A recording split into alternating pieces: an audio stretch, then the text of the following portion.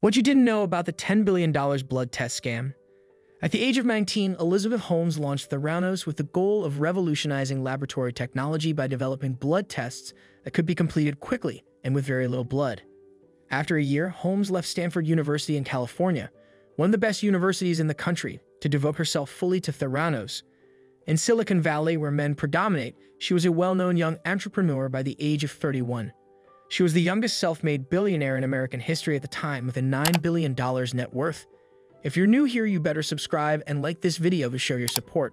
Alright, let's continue. Holmes was put on trial for fraud in California in 2021. More than 200 blood tests that Theranos advertised could not be completed on the company's specially designed Edison machine, and the results of the few tests it could perform were erroneous and untrustworthy, according to whistleblower disclosures and Wall Street Journal reporter research. Patients received incorrect diagnoses ranging from cancer to diabetes. Holmes also assured investors that Theranos would make a lot more money than it did. Holmes was found guilty on 3 charges of wire fraud and 1 count of conspiracy to commit wire fraud out of 4 counts of deceiving investors on January 3, 2022. She was given an 11-year prison sentence in November 2022, and in May 2023 she began serving her term. Elizabeth Holmes came up with the concept for a patch that would analyze microscopic blood samples for infectious diseases and administer antibiotics as a kind of treatment during her first year at Stanford in 2003. She even submitted the papers required to obtain a patent. Soon after, this led to the creation of Theranos, a company that believes patients shouldn't have to give many tubes full of blood for testing purposes. Rather, a small amount of liquid should be sufficient to detect indicators of diabetes, cancer, cholesterol, and a variety of other illnesses. Samples were collected using a specifically made blood collection pen, made to resemble the tool used by diabetics to check their blood sugar levels, and the samples were examined in the company's custom-built Edison mini laboratory. Theranos pledged to simplify, expedite, and lower the cost of blood testing. Patients would gain from less invasive surgery as well as less expensive testing, which can be costly under the existing American healthcare system. By doing this, the business would have taken on U.S. industry heavyweights like Quest Diagnostics and LabCorp, who use blood tubes for testing and require several days for findings. Sales in the billions were promised by Holmes' business plan. Holmes utilized the funds her parents had saved for her studies as seed money for Theranos after leaving Stanford.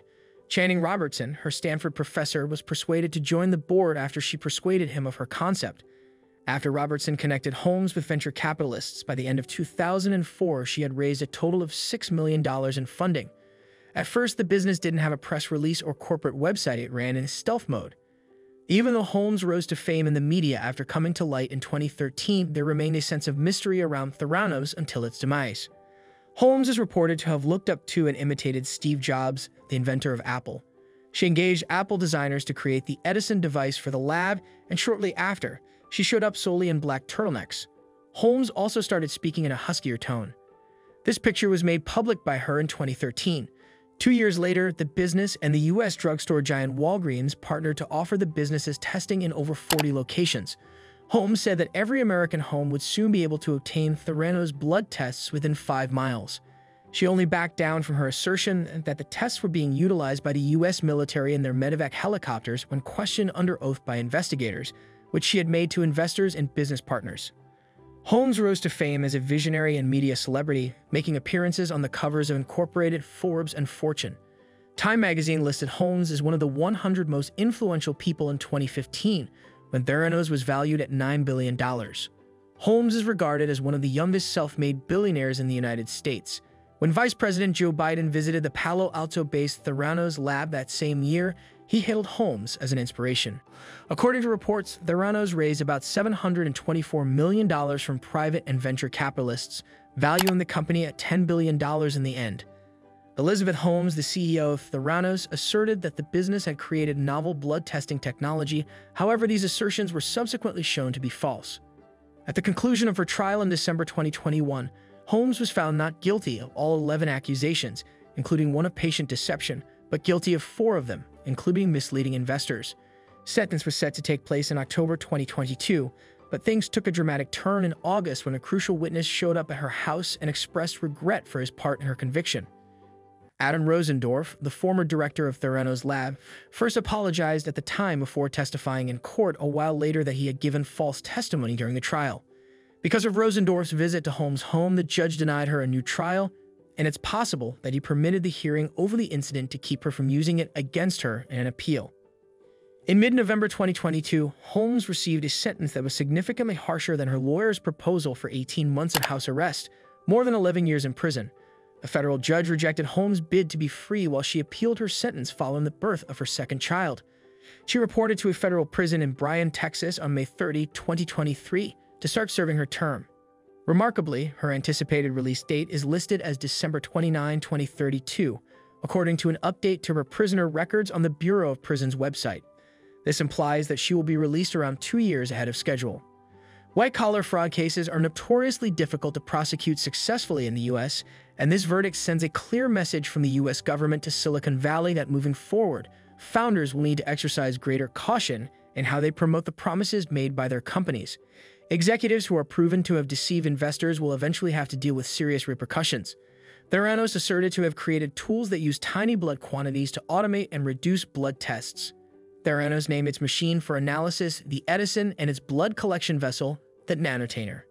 "We tried everything else and it failed, so let's call it the Edison," Holmes reportedly said while naming the device after inventor Thomas Edison. This was probably brought forth by a famous Edison quotation, "I haven't failed. I discovered 10,000 ineffective methods." Theranos' sample collection equipment was to be used to draw blood from a finger prick and transport it to the Nanotainer. The Nanotainer, measuring only 12.9 millimeters (0.51 in) height, could contain a few droplets of blood. A point-of-care system that could interact with the internet to get instructions on which blood tests to do on the samples, and then relay the results back over the internet was detailed in one of Edison's patents. After that, the results would be matched to online medical databases, and the Edison would conduct additional focused blood tests in response to the comparison's findings. The amount of blood that Edison would actually need to do these blood tests was not made explicit in the patent. The patent said that the sample required to include roughly 10 drops of blood in one area, but stated in a different section that Edison would require less than 1 drop of blood. The lack of peer review for the technology drew criticism. Data confirming the precision and dependability of Theranos tests was promised for publication. Theranos said in February 2016 that it will allow the Cleveland Clinic to finish a technology validation study. The company's blood test results were flagged outside their normal range 1.6x more often than other testing services, according to a March 2016 study published in the Journal of Clinical Investigation. Additionally, 68% of the lab measurements evaluated showed significant inter-service variability, and lipid panel test results between Theranos and other clinical services were found to be non-equivalent. The study was written by 13 scientists. The firm debuted a new robotic capillary blood testing unit called Minilab in August 2016 at the American Association for Clinical Chemistry annual convention, although it did not provide any evidence to back up the device's stated capabilities. According to reports, the Minilab could perform a number of tests with a small sample of blood. Walgreens ended their collaboration with Theranos when the company did not respond to complaints that it had overstated the Minilab's capabilities. Subsequently, it was discovered that Theranos had revoked 2 years' worth of test results that indicated errors in the Edison technology. That's it from our side. If you like this video, let us know in the comments. Share it with your loved ones too. Goodbye.